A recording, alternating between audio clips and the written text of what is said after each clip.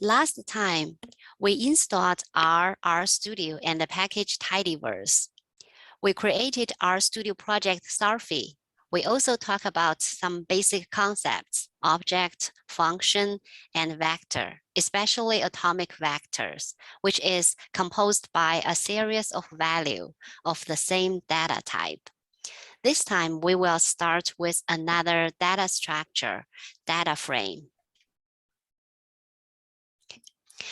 In R, data frame is the data structure of tabular data. It is the data in the format of a table where the columns are atomic vectors that all have the same length.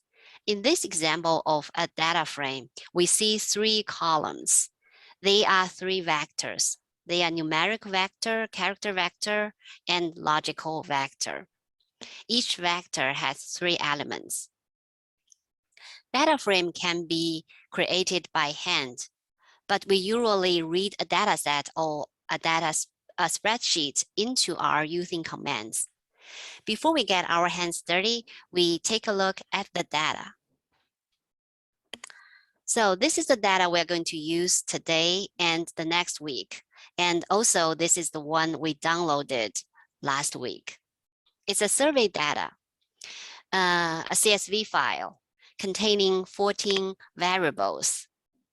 And if you open the CSV file, you will see a worksheet kind of like this.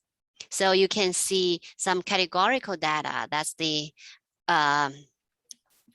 character vector. And also you can see some numeric vector, like let's say this number of household members. And you may also see nows. It is highlighted here in yellow. And in this data set, now means missing data. Okay, so now we are ready to play with this data set. Last time we created an RStudio project Starfy. For me, it is on my desktop in the folder R workshop and the folder Starfy. You need to find your Starfy folder. And the project, we have this file, starfy.r project. Click this to open this project.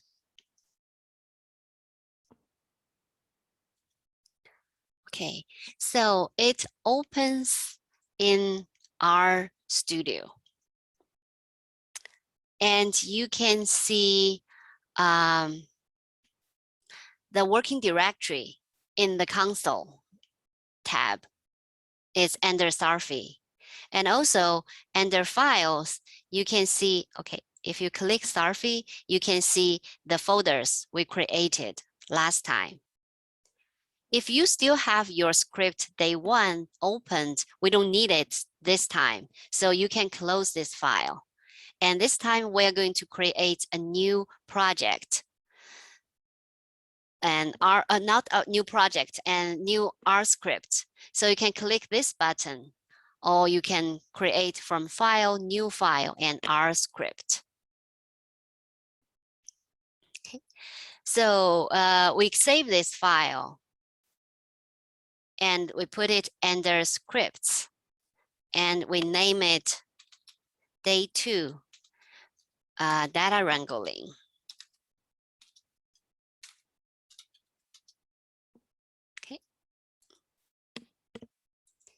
And at the beginning, we can put some information about this file.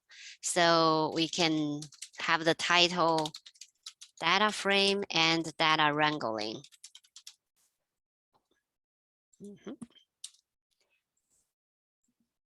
And you can have author name.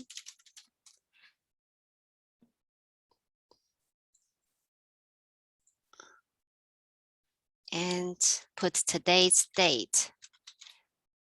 I think it's September 16.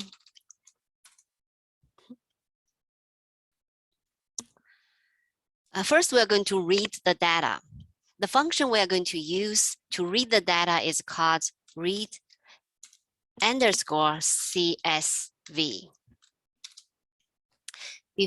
This is an tidyverse function.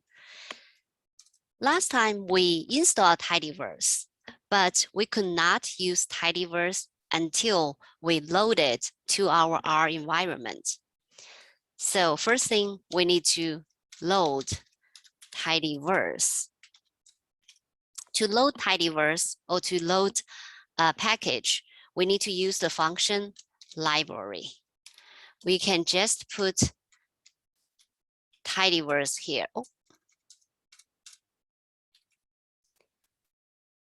And we control enter to run this command. And it takes some seconds to load this library. So we can see those are all the packages under tidyverse. We loaded them together. And also you see these conflicts, which basically means the package dplyr and the package stats, both of them have a function called filter. After we load tidyverse, the filter in dplyr masks the one in stats.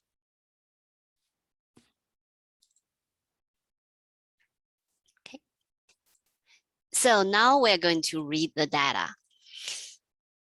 For the read underscore CSV, the first argument is where the location of the file. So we put the path there.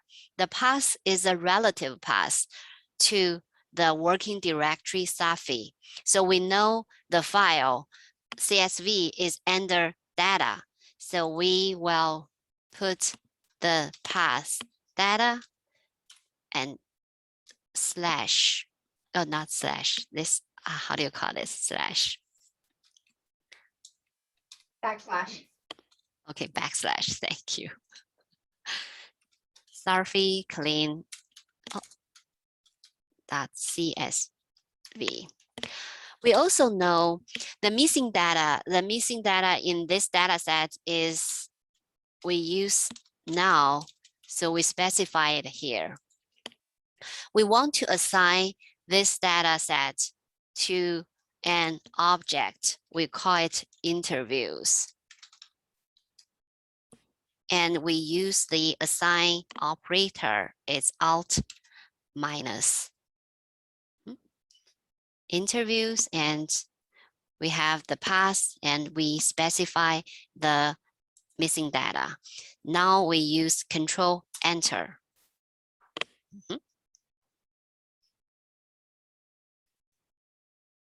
CVS, that's CSV. So this is a typo. CSV.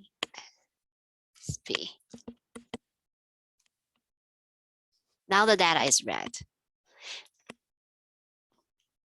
Okay, so we can see here in the console, the command is run, and we got rows 131, columns 14, and it contains 7 character vectors and 6 double vectors, which basically means numeric. And this DTTM is date time vector.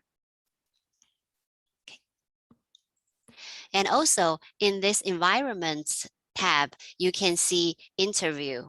The object is created here, and you can click this triangle to open it.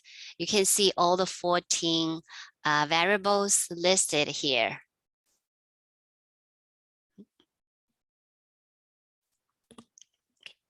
We just mentioned it is a data frame. How could we know that? So we use the function class to check the data structure.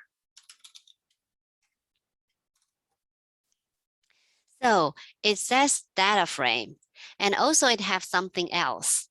TBL, it basically means tibble. What is a tibble?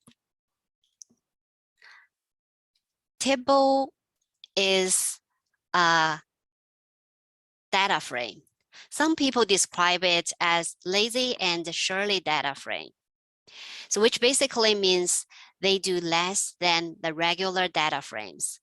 Functions in tidyverse work well with table, so we will use table in our workshops. Some functions beyond tidyverse may not work well with tables. So sometimes you may need to kind of convert. If you use those functions, you have to convert tables to data frame. So if you need to, let's say, convert between data frames,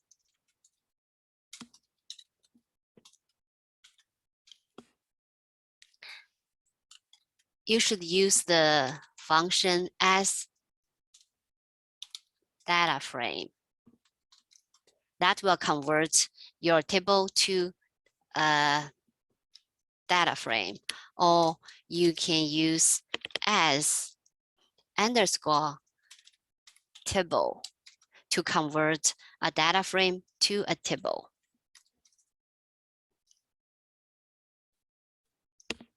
We have imported the data set, but we haven't seen how it looks. So to view a data set, you can just type in the name of this table or data frame.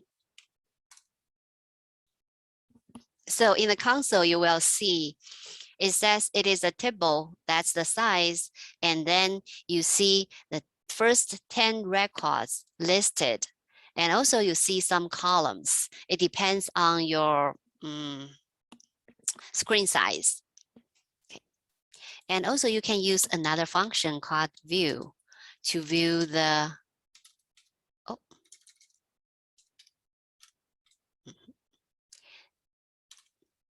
it opens a tab here, interviews, and lists all the columns and all the observations, all the rows.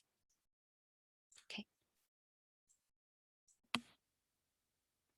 We're getting a question. Is Tibbles a typo for tables? No, Tibble is No. a real word. Table is table. So you can see it here, table.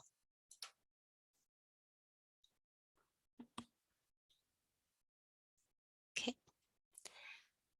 So last week when we introduced the concept vector, we use some functions to inspect vectors. So we use lens to see how many elements in a vector, and we use str structure to see an overview of a vector. This time we are going to inspect data frames, use some functions.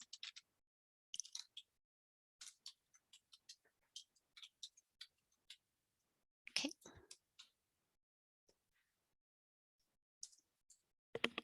So the first, we want to see the size. We can use the size dim, that's for dimension, to see it well. We can get the size, the rows and the columns. And if we want to see specific how many rows, we can use n row,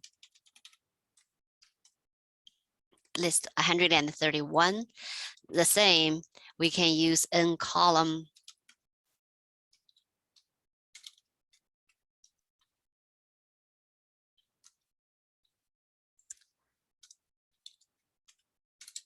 If we want to see the content, except for view function, we can also use the function head to see the first 6 columns, first 6 rows of this data set.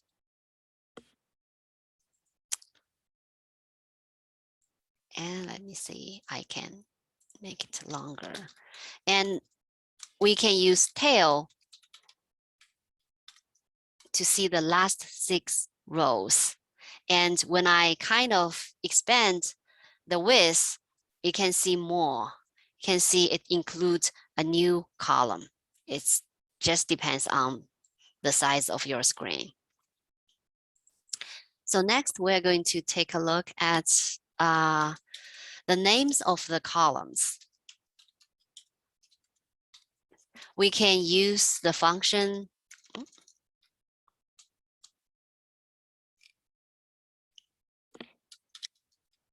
names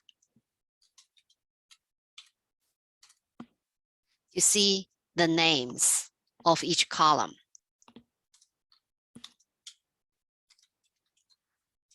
Also, last time we used str to see an overview of a vector, and str can also be used to the data frame.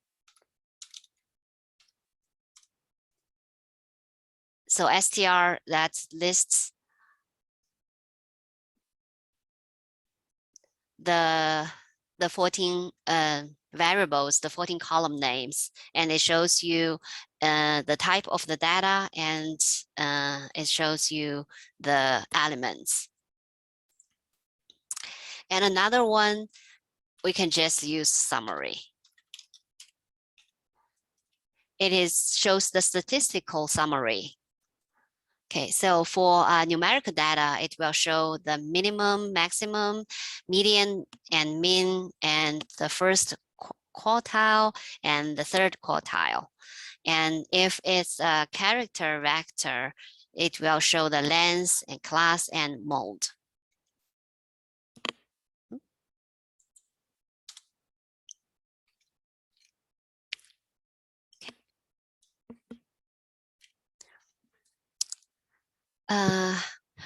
Last time we talked about index and the subset of a vector.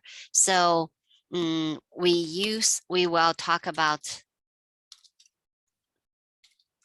index and subsetting for data frame too. For vectors, we use the brackets, the square brackets. And for data frame, we still can use brackets. And also we're going to use double brackets and $sign. Okay. Different from vectors, data frame are two dimensions, rows and columns. So the index of a data frame contains two numbers. The first one is the rows, and the second one is for columns. So both of them starts from 1, which is the same as the index of a vector. So first, we want to take a look at the first element of the second row, second column, not second row.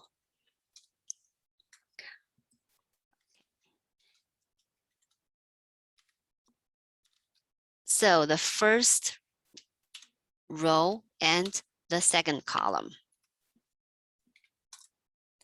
So we got the element God. So we can see it. That's the first row of the second column. And also we get some other information. It says table. So the result, even it has only one element, it is still a table. It is a 1-by-1 table. And it also shows you the row, the column name, village, and it is a character vector.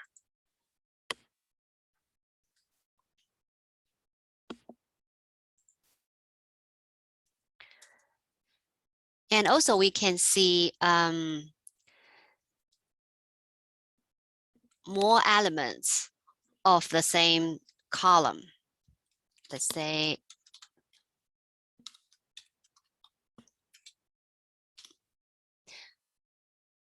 this colon, which means which is a special function that creates a numeric vector of the integers. It can be increasing or decreasing. We can use 1, colon 3, or we can reverse 3, colon 1. And we want to see the first 3 elements of the 6th column.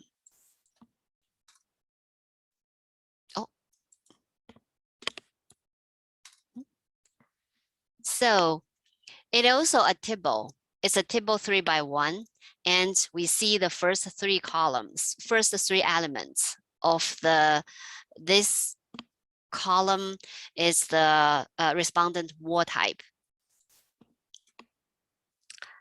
We can also see a single row. Let's say we want to see the row, the 3rd row, and we need to add, still need to add the comma and leave the column index blank. So this is the 3rd row.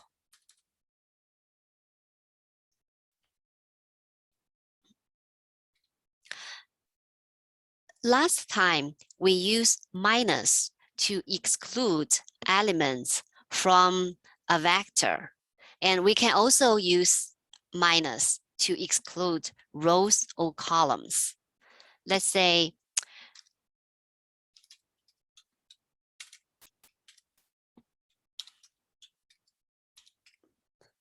this line will bring us the whole data set, the whole table without the first row, first column, without the first column. Okay. So we don't have the first column. It starts with from village. Okay.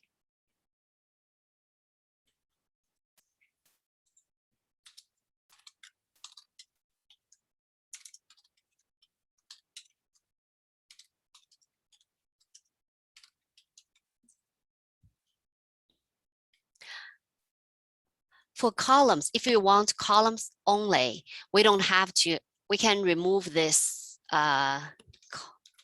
comma.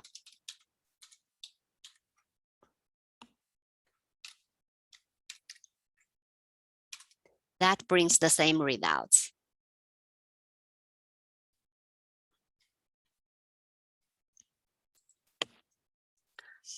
We know that the function head will bring us the first 6 rows of a table, of a data set.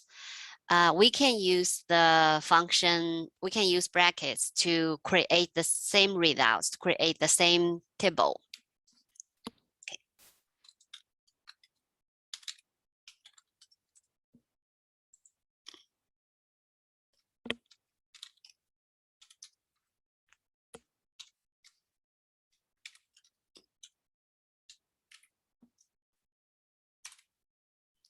So we will get the same table, which has 6 rows. And also we can use the minus.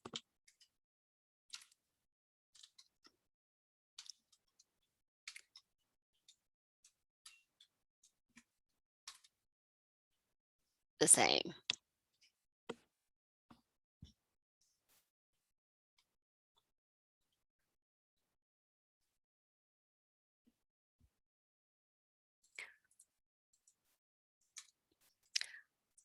We know if we want to get a specific column, we don't need the columns. Oh, let me see.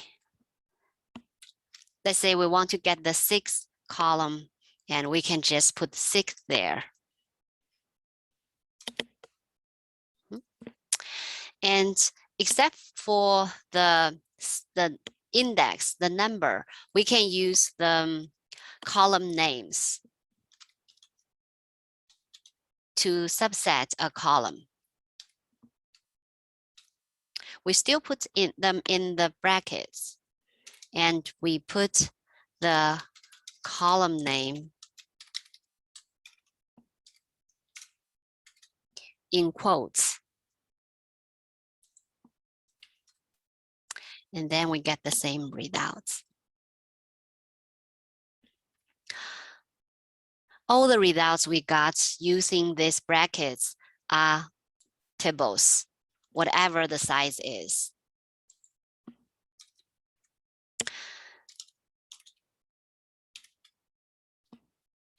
If we use double brackets,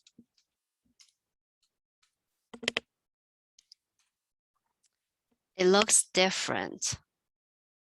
It lists all the results. It won't cut, let's say, the first 10 rows because they are vectors.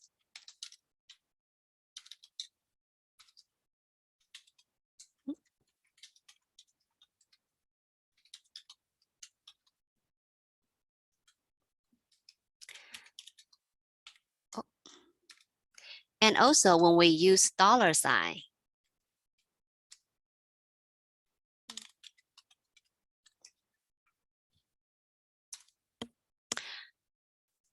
we get a vector too.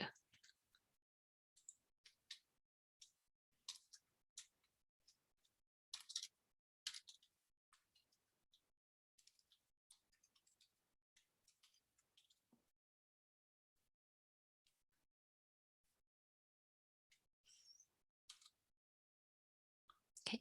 Oh.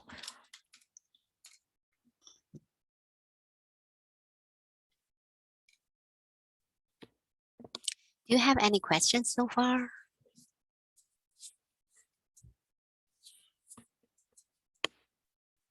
If not, I'm just continue. So in the pre-survey, some people mentioned that they want to use R to merge data.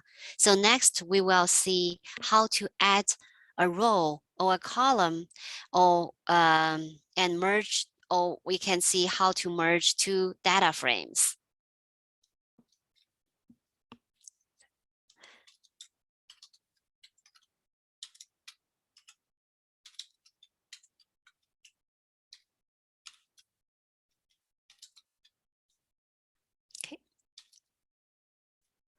So when I add this minus, I think several minuses, and then you can just fold it to make your file shorter.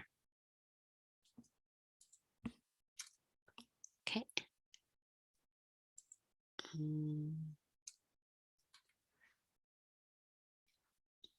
So first we're going to create a data frame. We just name it as X. To manually create a data frame, we use the function data.frame. And the data frame we're going to create is a simple one. It has 3 columns and 3 rows. So the first column is ID, and the second column is age.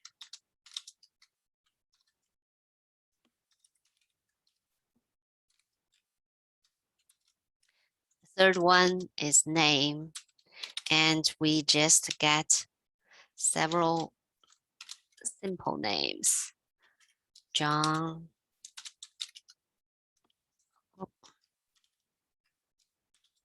Jane, and Joe. So we create this, and you can see it displays here. I can fold this. It's 3 observations and 3 columns, 3 variables. We can take a look how the data frame looks like. Just add, oh. And so we can see the ID, age, and name here. So first, when you get some new data, let's say you get a new row, you want to add it to the existing data frame. So we can use the function rbind.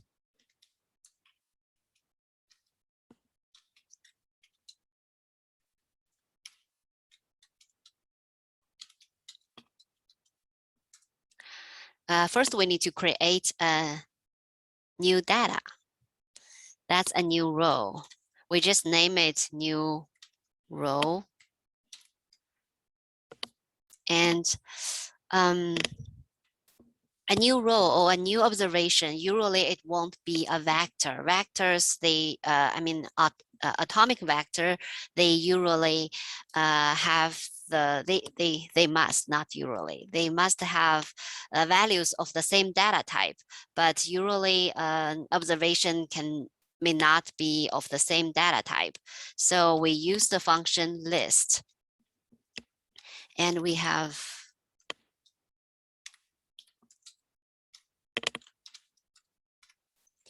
three elements. The first one is for ID, the second one age, and the third one name.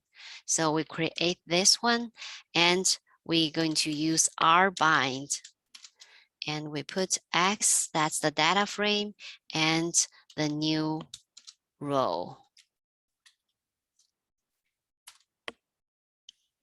So now we get a new data frame. It has 4 rows and 3 columns. The new line is added. We can also use. Hi, I'm sorry. Can I ask a question? Yes. Can we go back up to John, Jane, that text string of? Okay, I You think can I put. was just missing a parentheses. Sorry about that. Okay, sure, no problem. Oh, I can just kind of expand it a little bit. So, okay. We can also use rbind to combine 2 data frames. So first, we're going to create a new data frame. We call that X1. And still, we need to use data frame, the function, to create this one. We need to name it ID and 6 and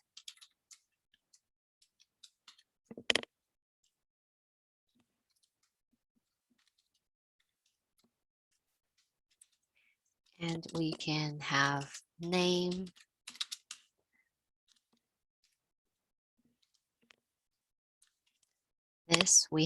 This time we have 2 new person. Alt Control. And then we use rbind. We put X first and X1 the second. When we run this rbind command, we got a new data frame. So it has 5 rows, and we have the 2 lines, the kind of new data set attached to the old one.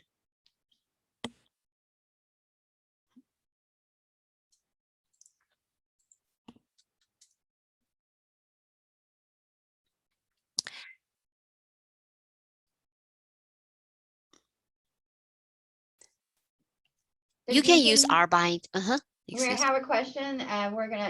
We've added rows, but now we're going to talk about columns, right? Yeah. Yes. We're going to talk about columns next, but still I have something to talk before we can finish this rows. And when you add new rows, or the the structure of the new rows of the new data frame must be the same as the existing one. So let's say we can have a new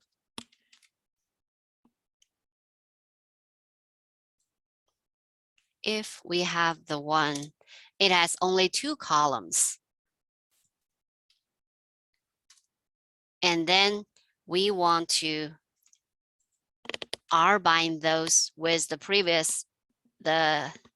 data frame X. We will see an error message. It says numbers of columns do not match. Okay. And also, if we have a data frame that the column name don't match,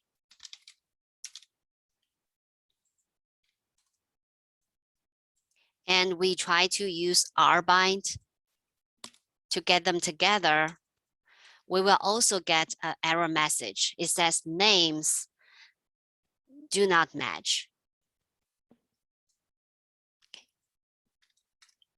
So next we're going to talk about merge them by columns.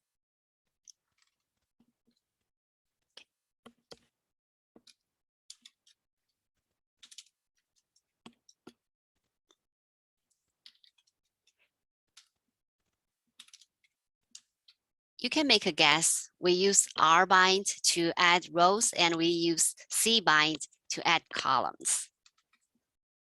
So first, still we add a kind of the single column that we need to define a new one. Let's say height inch, and then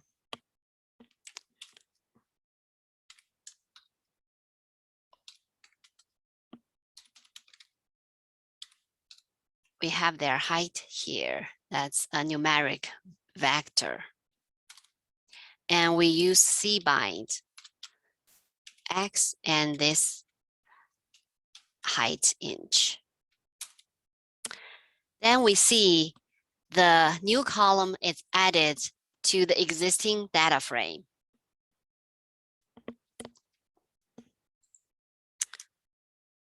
Also, we can even define this new column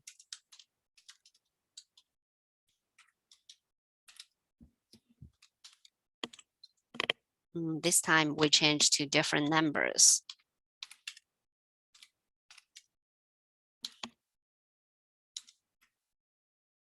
Okay, whatever. And then we add this new data to this. You can define this new column.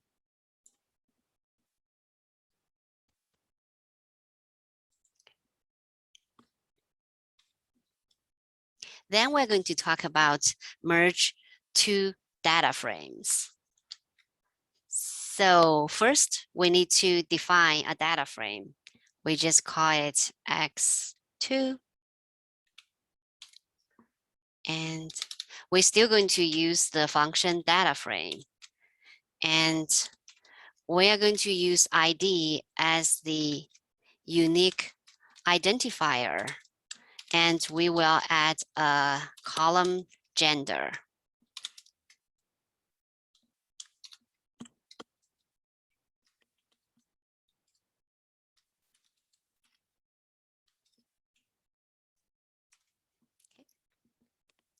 And we will use cbind to combine them, x and x2. Okay, we have this two data frame merged, but it's not what we want. We have IDs. It kind of, we see the IDs twice here, but we don't want it. So we could not use the function cbind to do this, but we will use another function called merge and x2. So we got only one ID here. And using merge,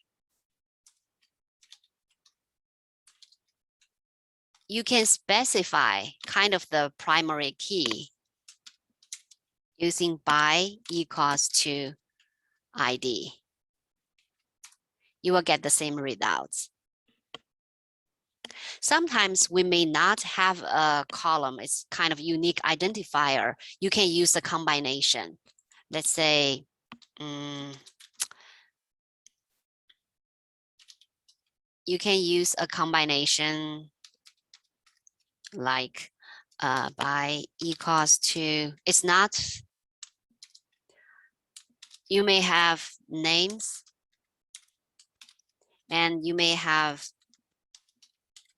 birthday. And you can use this combination as the unique ID to merge, but this is not kind of for our case. It's just that you know you can, yeah, if you don't have a unique ID.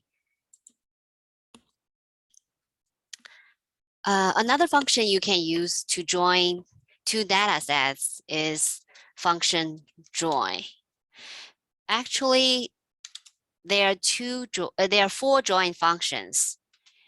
You have inner join,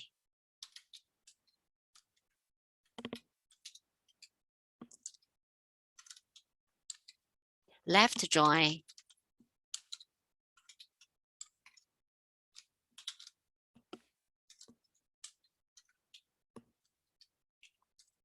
I won't specify them here in this workshop, but you can Google to find out how to use them and what's the difference. And also you can use the help documents in R to find that out.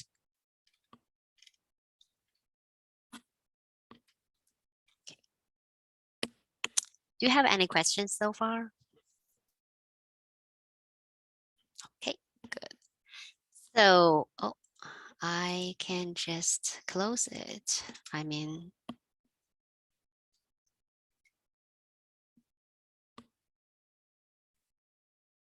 okay.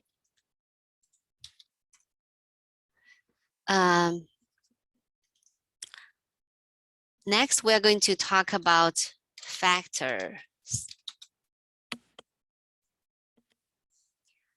So factor is a special vector.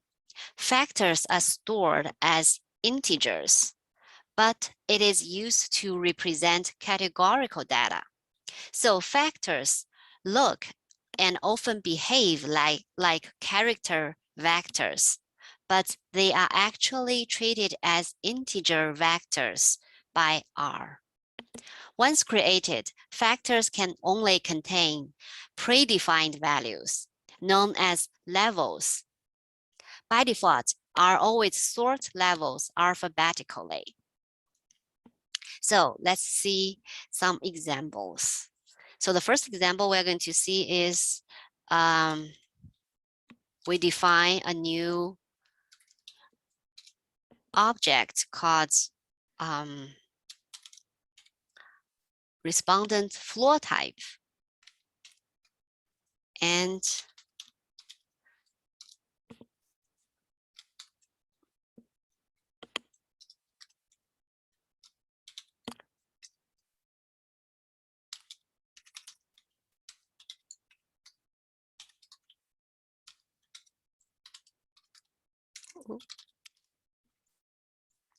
okay, first we use the function C to define a vector, and then we convert this vector to factor using the function factor.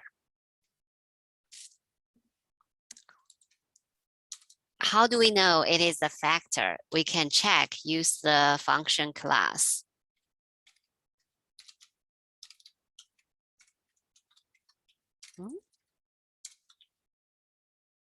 Okay, save my life. Oh, respondent not found. Okay, still respondent floor. Oh, I did not run this command. Sorry about that. And now we can see it is a factor. Okay.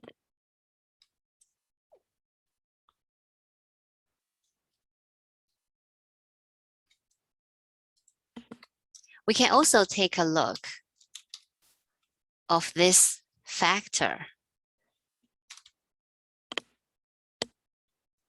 And we can see the four elements here. And also we see the levels. To see the levels, we can use another function called just levels. And so you see the same levels, cement and earth. We can also use n levels to check the number of levels. So we see 2. So the 2 levels are cement and earth. And cement comes first because C comes before E, even though the first element is earth. So the levels are by default alphabetically ordered.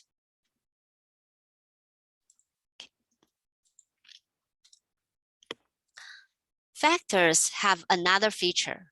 They can only contain predefined values. So we know we have only two levels, Sept and Earth. And if we try to kind of update the factor with another element, let's say we want to change the third one to brick. So we can try it.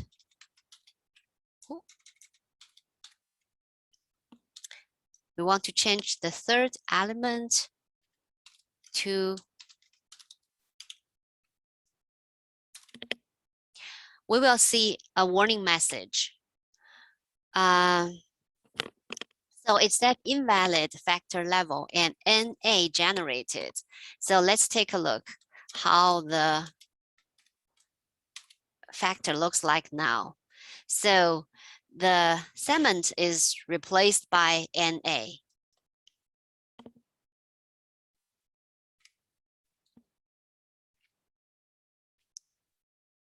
Now we kind of understand what factor is and what are the differences between a factor and a regular vector.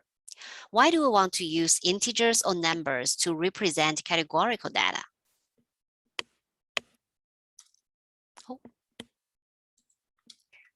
So I will show you some examples why.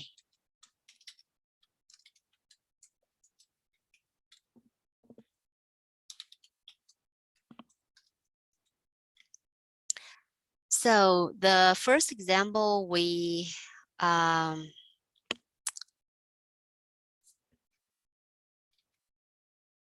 okay. The first example, we are going to define a new object, a new vector is R1. It's some ranks,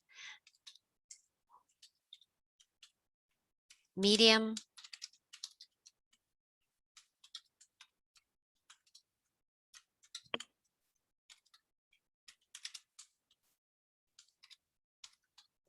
so we have 5 elements in this vector. So they are kind of ranks low, medium, and high. We want, as they are kind of rankings, so we want to sort them. So we see when we sort R1, we got it sorted high, low, and medium. But they are kind of alphabetical. This alphabetically order doesn't really make sense. We want to sort them from low to high. So we can use factor to change it. So first, we are going to define ranking levels. This is also a vector. So we define them.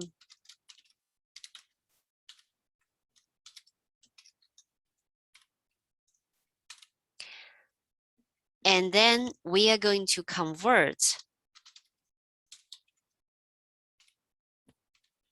R1 into a factor.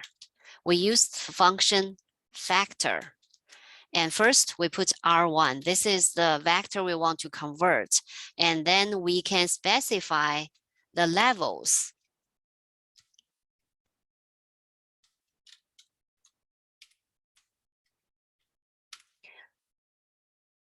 We use the ranking levels we predefined.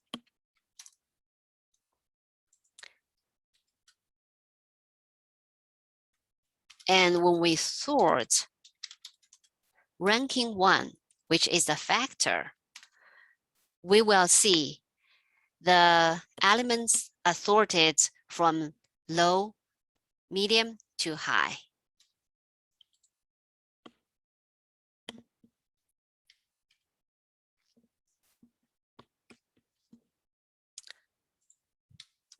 So our first example is kind of like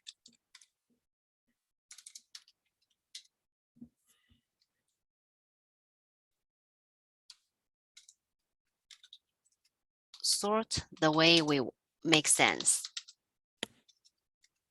Right. So we can use factor to easily order the categorical data the way we want. Other examples can be months from January to December, or dates from Sunday to Saturday. Or in some survey results, we may have some opinion levels from strongly disagree to strongly agree. So we can make the alphabetical order doesn't make sense, but we can specify the order we want.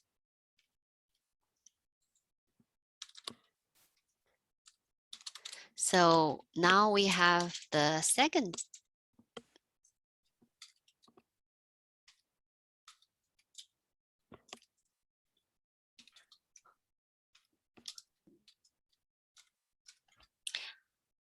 Factors can help us identify typos.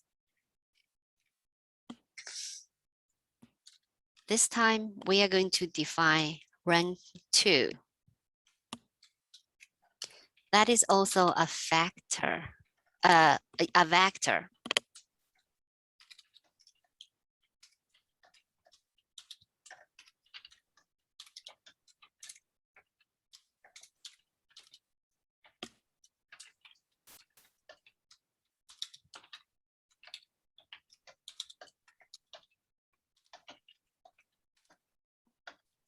We define this new factor, and then we try to change it, convert it to a factor.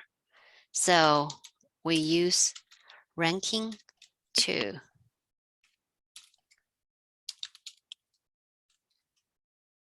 We will still use the predefined levels to specify the levels we want. Then we can take a look at this ranking 2. We will see still 5 elements, but 2 of them are missing, replaced with an A, because we misspelled the second one and the 5th one.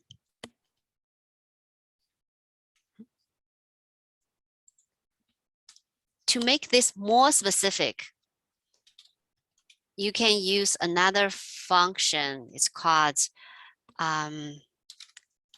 pass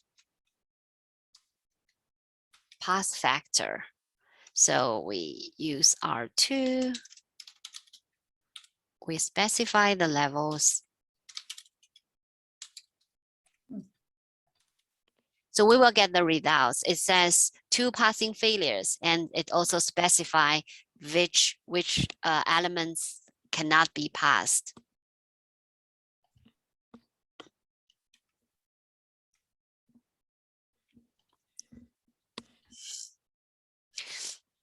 These are just kind of very simple examples why we need factor. And we have some other information for factors. And I think, oh, let me refresh. I think we already have that, since I have already put this here. So you can click to see the materials here. Factor. That's the a book, the 15th chapter of the book R for Data Science. This is a very good book. We have that in our library. We have the electronic version, and also I think you can find the free version online. I think I have the electronic version here. Okay. So back to our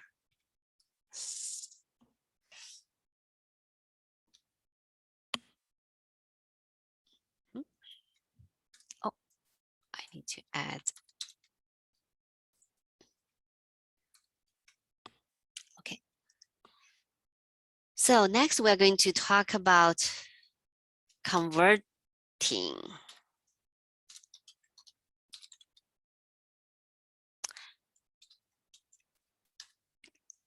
Converting factors.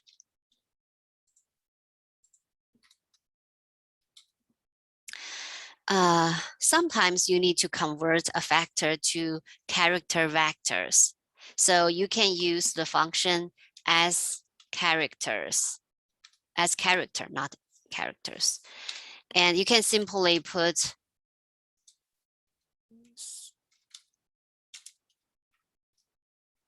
the vector here, the factor here. And yeah. So you can check the class. Oh, as I did not assign it to any object, I should put the whole thing here. And then you see it's a character. It's not factor. I think we already checked it. You see, this is factor. When we use the as character, we convert it to the character vector.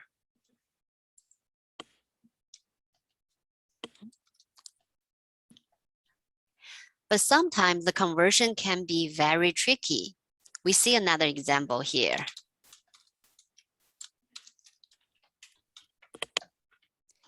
We define a new factor.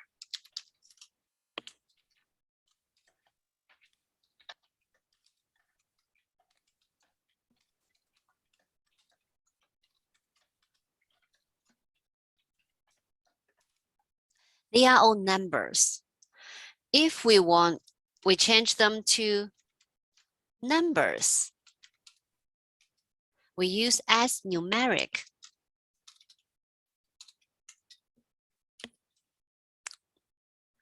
What we are going to get? We get these numbers, 1, 2, 3 something, instead of this years. This is not what we want. This are not, those are the index of the levels.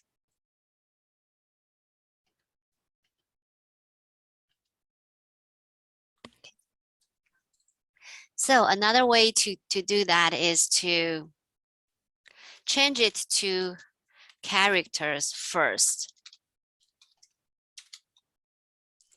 And then convert the characters to numbers. Then we see those numbers.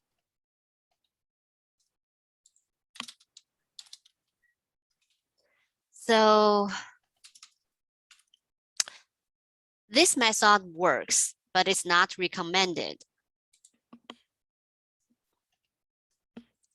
A recommended version is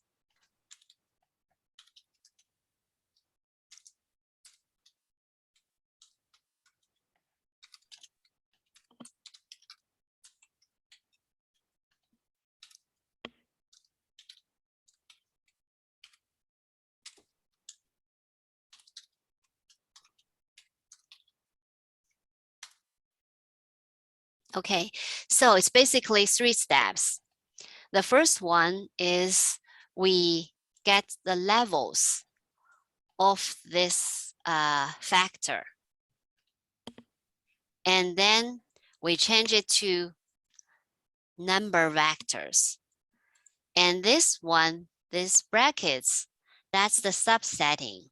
Subset, we use this factor as the index. We use the index of the factor. So we got this one. It may take a while to kind of understand what's going on here, but this is the way recommended.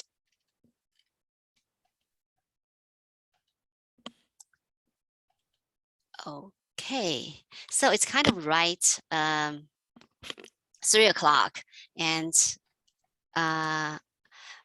we can see some kind of review what we learned so far. We talk about data frame, the tables, and we use the read underscore CSV to get data from the file, CSV file. And we talk about some functions to inspect data frames. We inspect the size, the content, the column names, and also we inspect the kind of the summary. And we talk about indexing and subsetting. We use brackets, and we use double brackets and $sign. The brackets get us the tables, and double brackets and $sign get us vectors.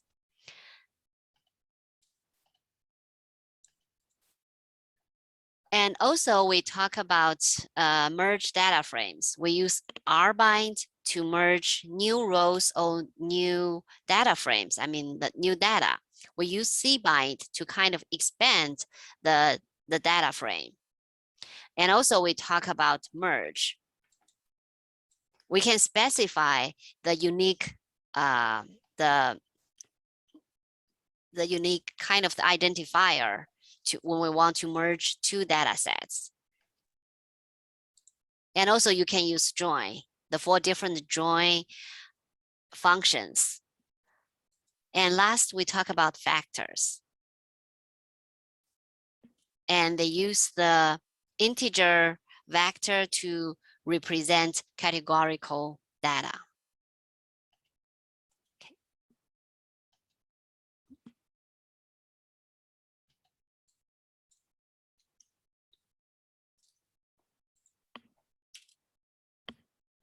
Any questions?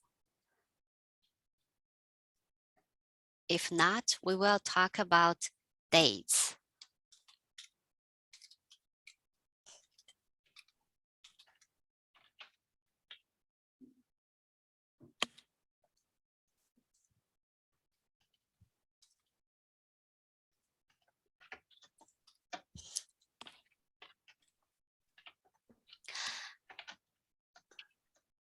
Ooh.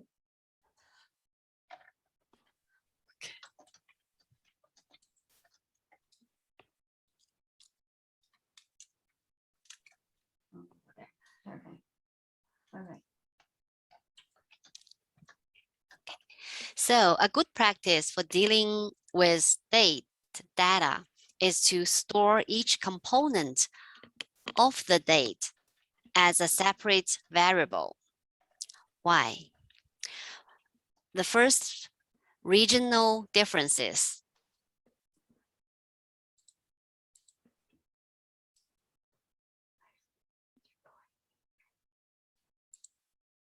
And we all know that the date, the format of the dates are different in the UK and in the US. And another reason is some software, different software or different platforms, they use different formats of dates, or they store the dates differently in their system. Let's say some systems store dates as character, or some systems store dates as a number. It's kind of like the number, the dates from certain date. And sometimes you may have some incomplete date information. Let's say you have only year and months, or you have only months and date. So that's kind of the reasons why we want to store the components of date as separate variables. In our data sets, we have a date vector. So this interview date, when the interview was conducted, and it has the year, month, and day.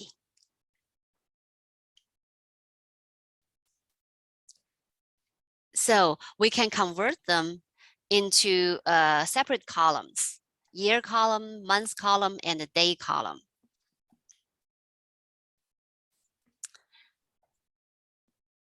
The library we're going to use to do this conversion is called lubrate.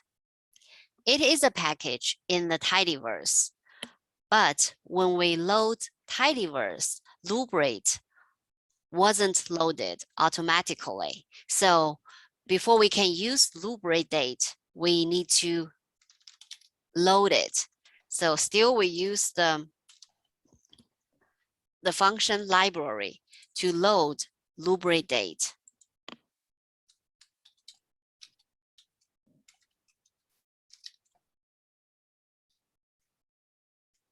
So we run this library. It shows the message in red, but it doesn't mean it's anything wrong. Okay. To make our life easy, we can just create a vector. It's called dates, and then we get the interview day information.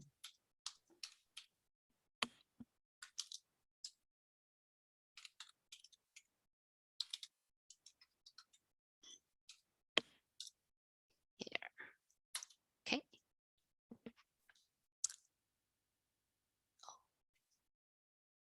Okay.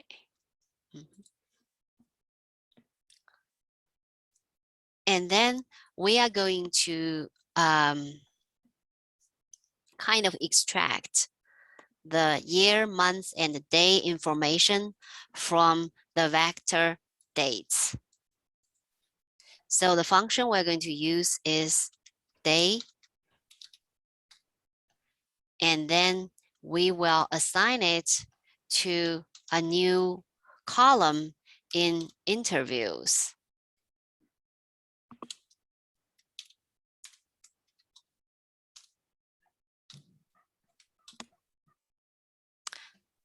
So we use the function day to get the day information from the interview date from this column, and we assign it to the interview to a new column called day.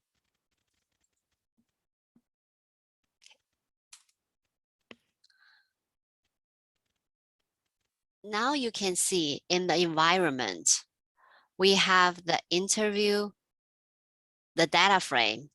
It has 15 variables, 15 columns. We can also see that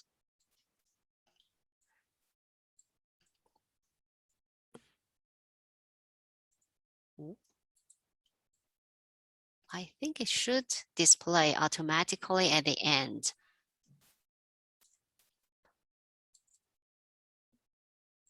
But when I double click, it's listed here. Okay. When you double click a data frame, it's run the function view. So yeah, so I just run the function and we see this day column added. And we can do the same thing for months and year. I just copy this. Months and months.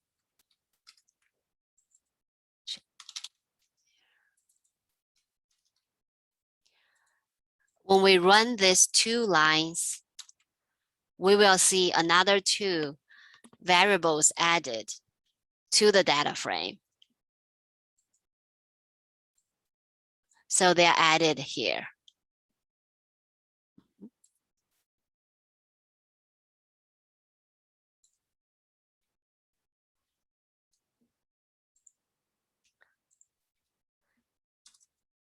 So this is kind of how we get the components of the date information in R. And sometimes when we get from the raw data, we get the data information. They are already split into components. And in R, we want to kind of merge them to make a date data. We can use the function make date and then followed with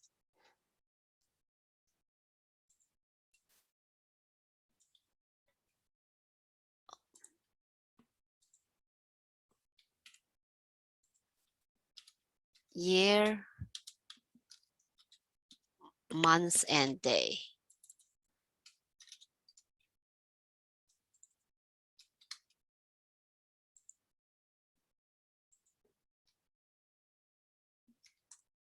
So when we run that, we can see we got this information. If we want to assign it back to add a new column to the data frame, we can do the same. Interviews, we add the column dates new, and then when we run this line, the new dates is added to the data frame. So dates new is added. So we can split them using R, and also we can combine them together to make a date data. So we can see the class of this date is date.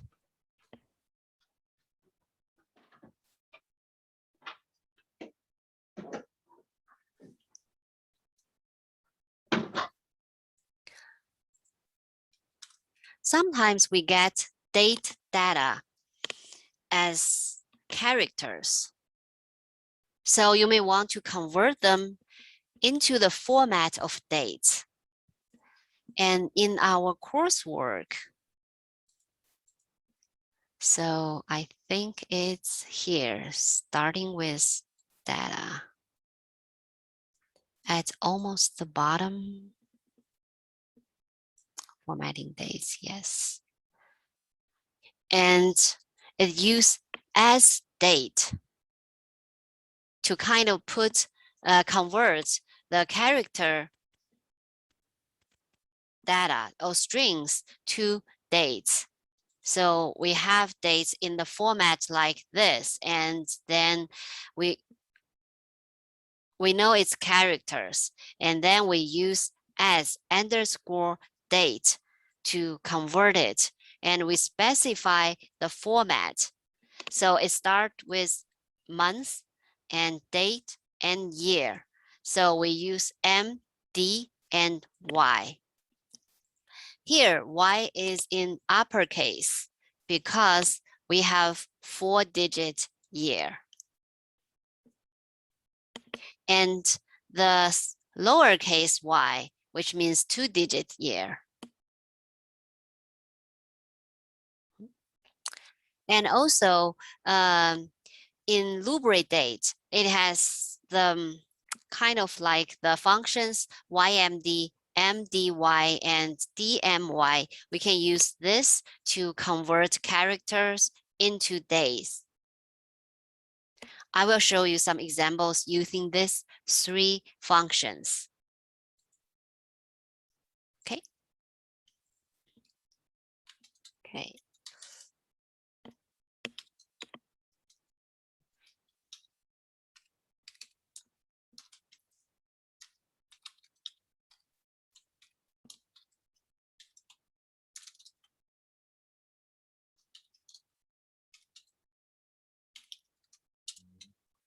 Character vectors to dates. Okay. First, we're going to define some date strings, date characters. Yeah. So the first one is January the 1st.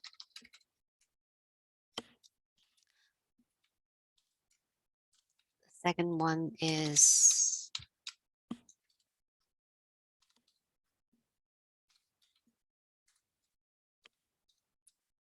D3 is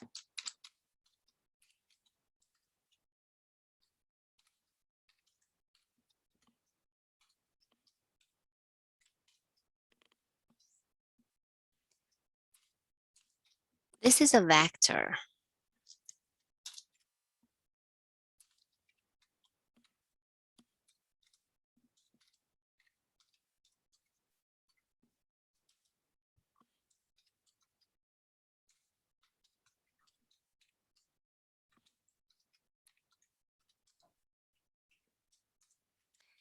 And D5 is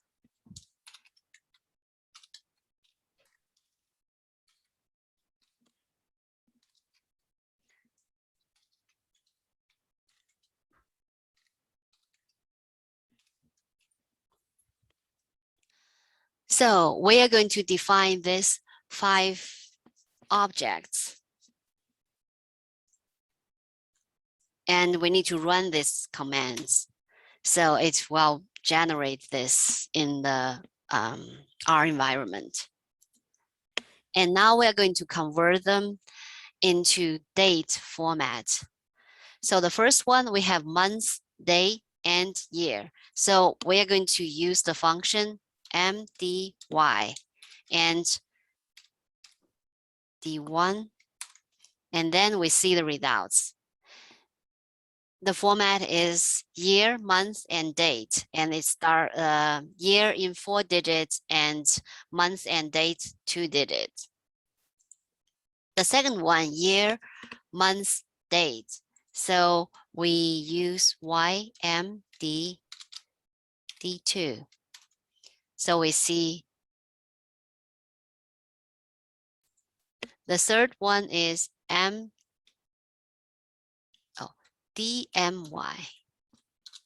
d3, July the 6th, 2017. The fourth one, mdy.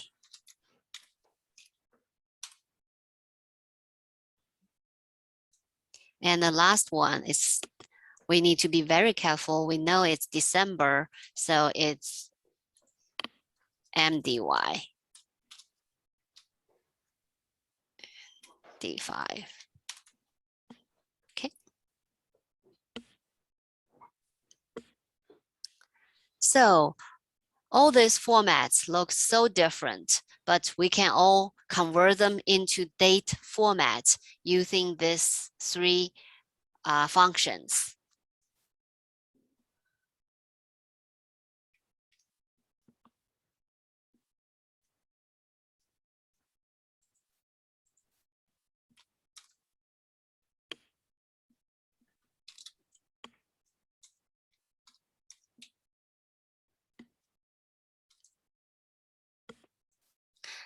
Next, we are going to use dplyr to wrangle data.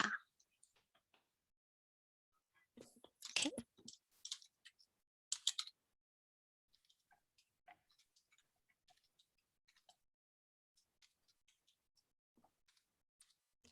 dplyr is a package which provides tools or functions for most common data wrangling tasks. Similar to readr,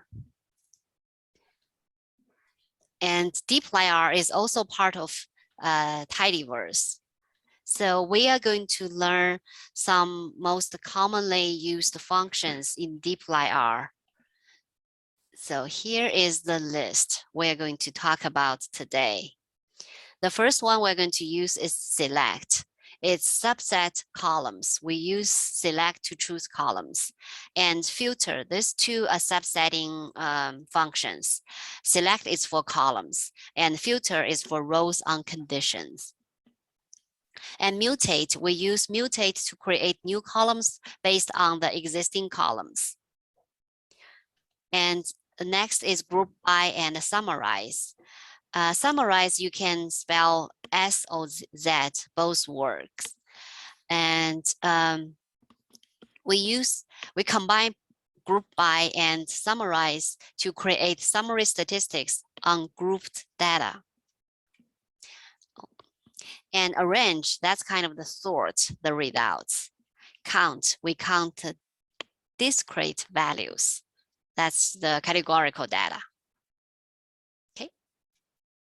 So we will start with select.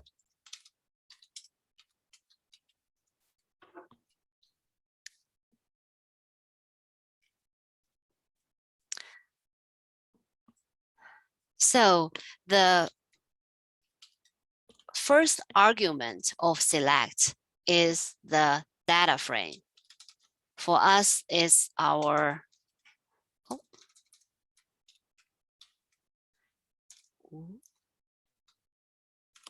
okay. So it's the interviews. And it follows with the column names.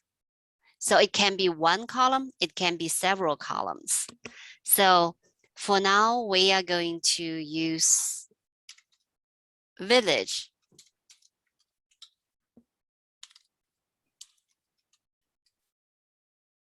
Number of members. And another one is months lack of food. We are going to select these 3 columns from interviews. So here we see a new table, and it has 3 columns: village, number of household members, and months lack of food. Okay. It displays the first 10 records.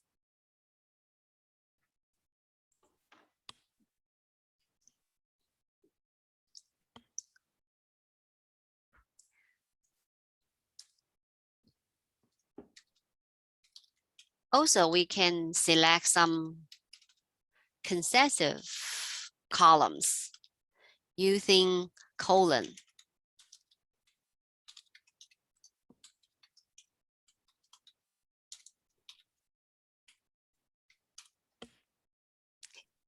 So we select from village to the war type. It's kind of the 6th column. And so we see this totally 5 columns. And the result is also table.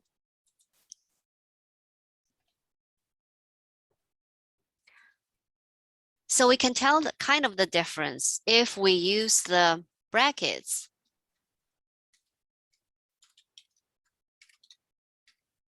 We can use either the index or we can use the column names.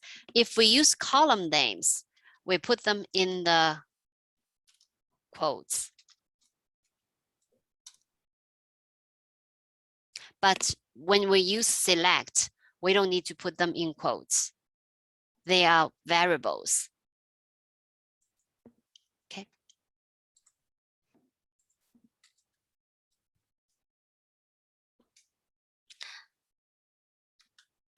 And we will talk about filter. We use that to choose rows on conditions.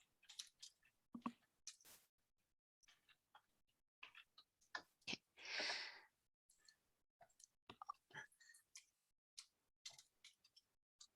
The first argument of filter is also data frame. That's our interviews. And the second one, it follows with the condition. So we can see village equals to, we pick an easy one, God.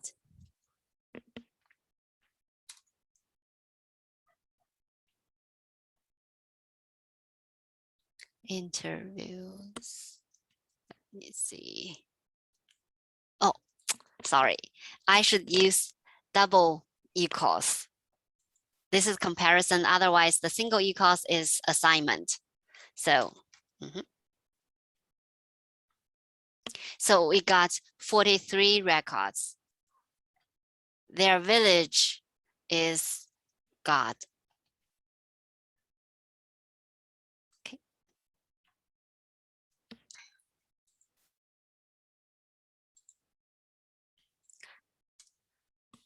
We can also use multiple conditions. So I think that was last week when we kind of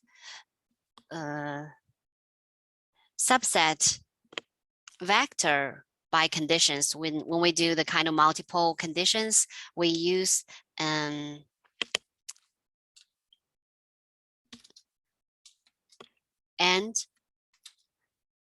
we use this one, vertical bar for all. Right.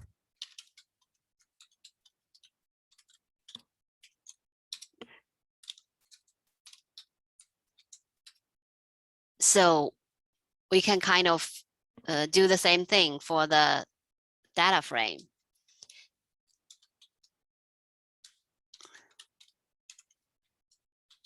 So we can do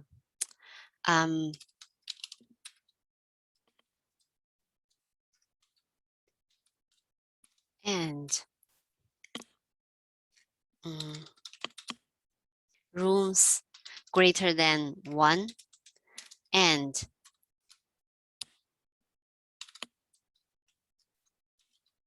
number of meals greater than 2. So now we have 11 records.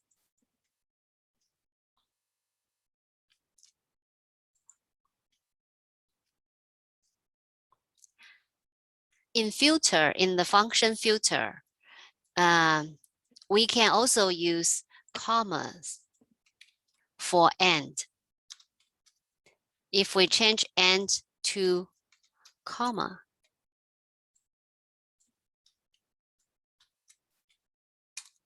it should work the same way. We got 11 records. We can also see an or example using this vertical bar.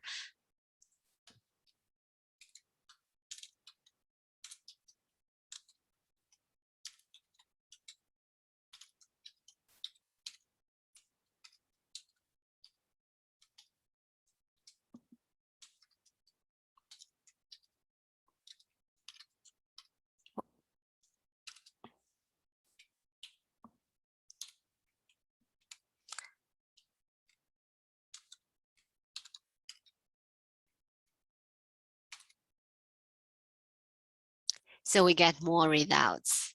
It's either the village equals either to God or to this our village.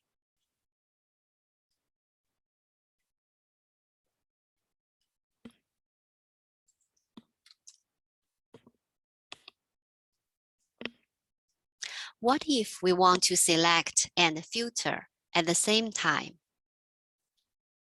There are 3 ways to do this.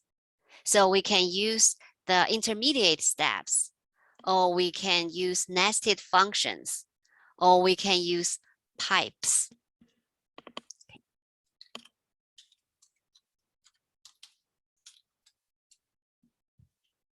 So first, we will see those 3 ways.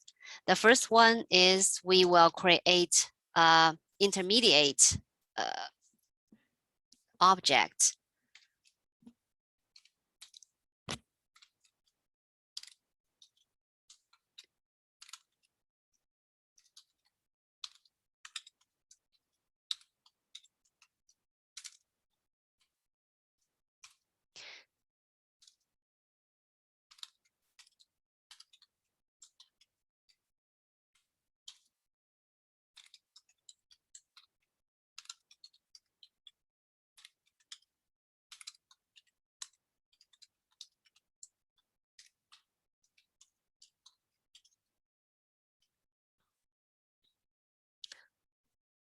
Okay.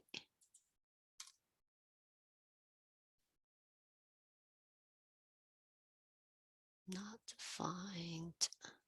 Okay. most errors are typos. So, and now we can take a look at, oh, we can just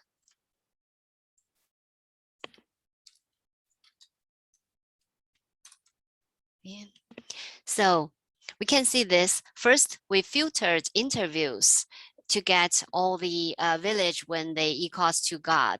And then we keep only the 5 columns from village through respondent war type. Now we get the results. We have 43 results listed here. And it is kind of easy to read. It's clear, but we have to create this intermediate step or intermediate objects. The second way we can use the embed function.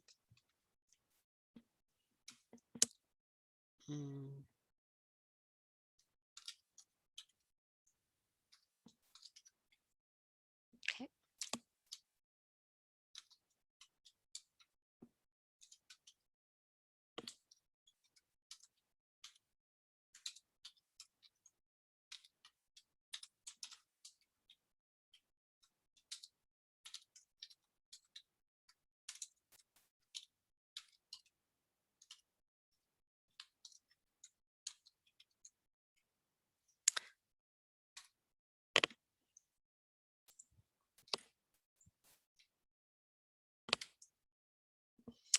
Okay, so this time we embed functions. We embed filter and into the select.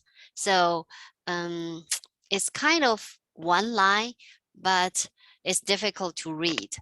We have to read from inside to the outside to the out. And we start with this one filter, and then the next step is select. The third way is pipes. So we see how it looks like first.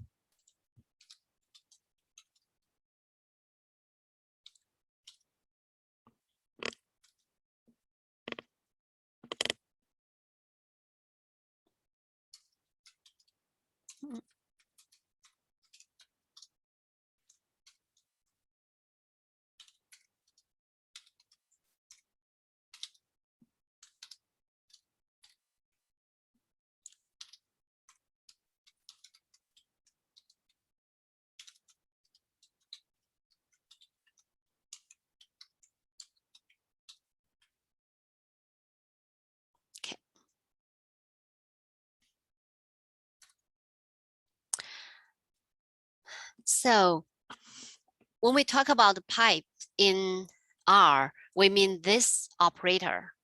It is a percentage, greater than, and percentage, no space in between. There is a shortcut for this one, is Shift Control M or Shift Command M if you are using a Mac.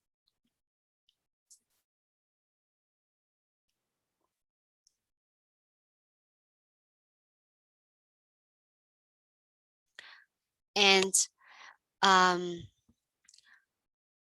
it works, pipe will let you take the output of one function and send it directly to the next. It's very useful when we have several steps. We want to do several things on the same data sets.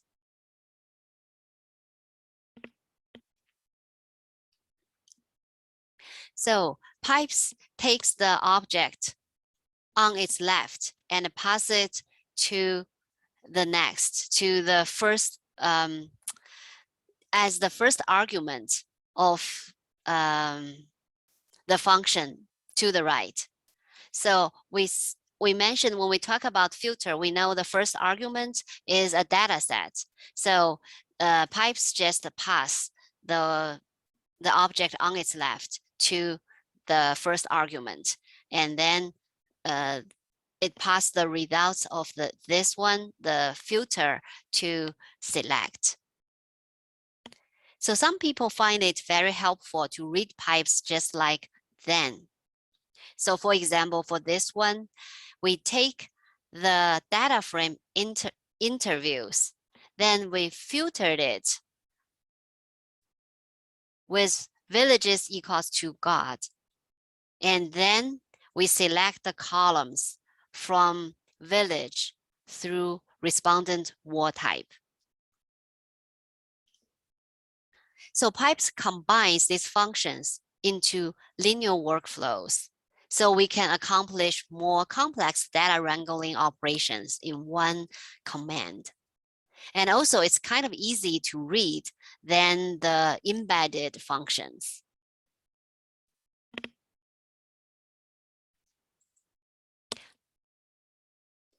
We can use pipes not only for the functions filter and select, and we can use them to other functions in tidyverse. Okay, so we will see some other functions now.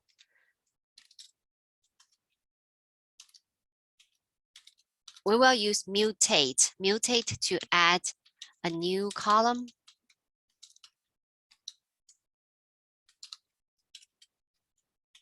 Based on existent columns. Okay. So frequently you want to create new columns. So for example, in our data, we have the number of household members and the number of rooms. So we can calculate how many members per room. So we can use mutate. Mutate, the first argument is also the data sets. So interviews, and then we do the calculation.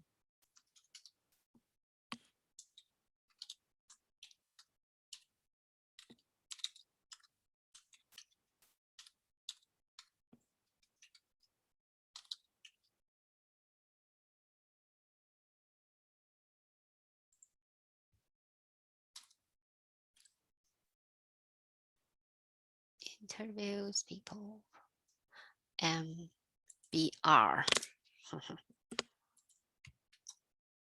Okay, so we get a new column is added.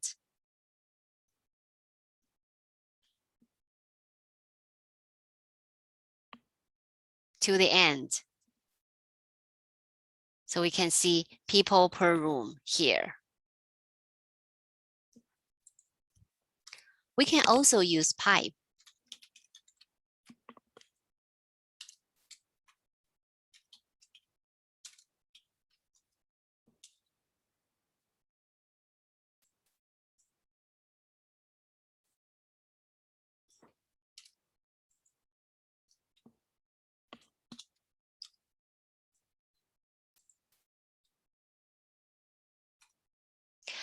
We will get the same results.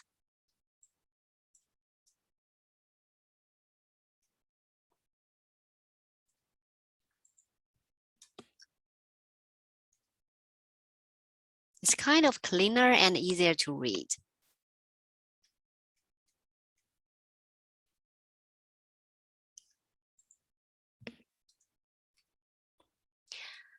When analyzing data,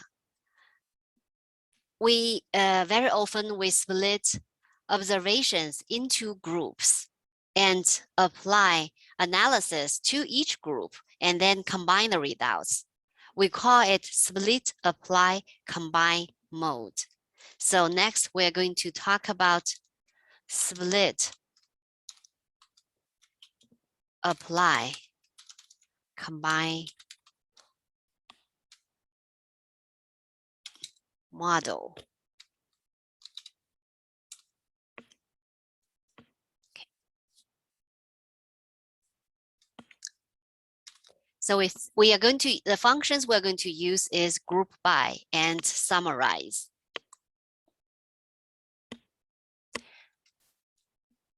So we see an example here.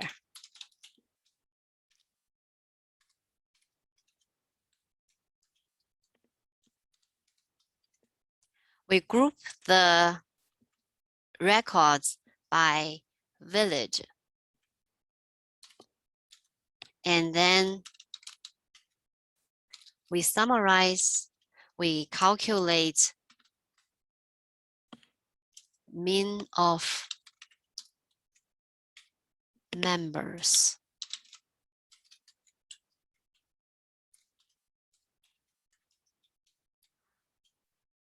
Okay. So we see the results here.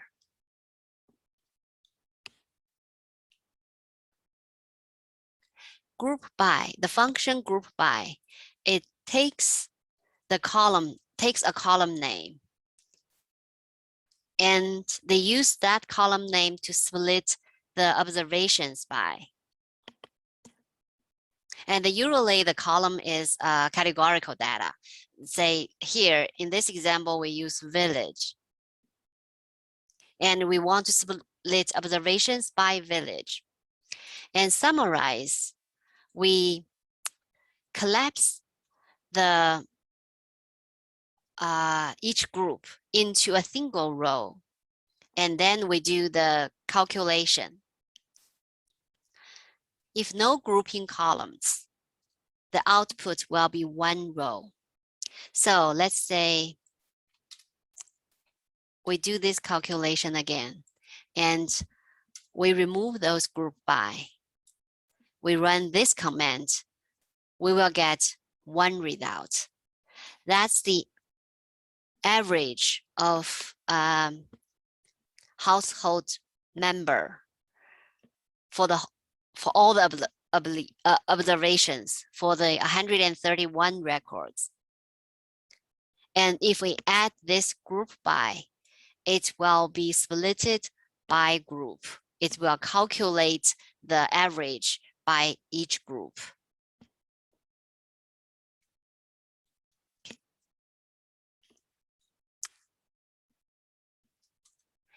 And also you can group by several variables and summarize multiple values. So we can see read example here. We can group by village, and also we group by if they are a member of association.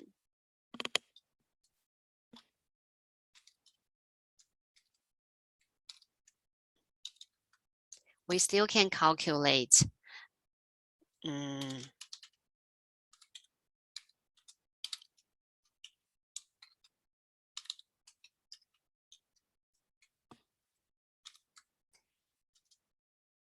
and also this time we add another calculation. We calculate the minimum of members. Okay, hopefully I don't have any typo here. Okay, yeah. So we group them by two variables, village and if they are a member of association. And we calculate the average of the household members. And also we kind of calculate the minimum.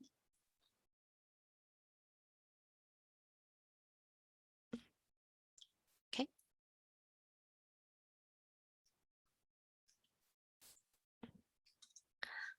Next function we're going to talk about is arrange. This is basically sort the results. So we can add this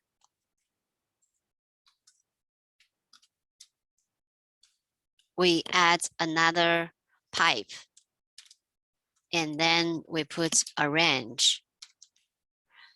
We can specify we want to arrange it by the minimum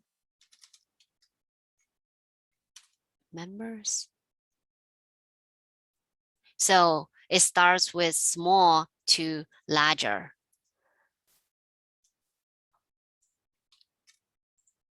We can also decrease. We can just add C to reorder it. So we see from large to small.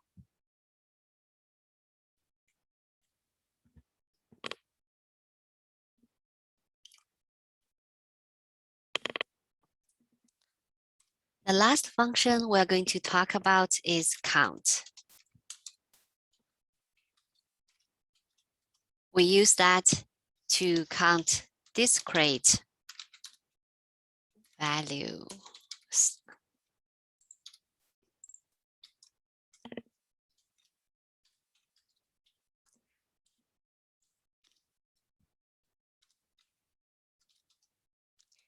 We can count the respondent word type. So we see them,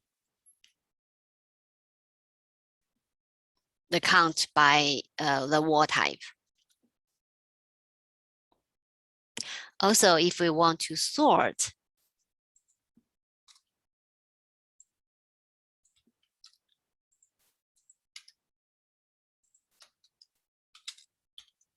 we can make the sort argument true.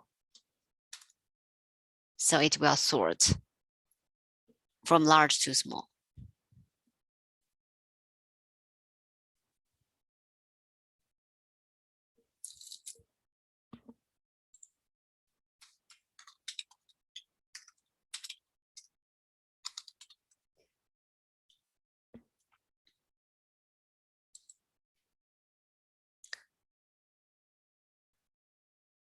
So this is kind of all we have for today.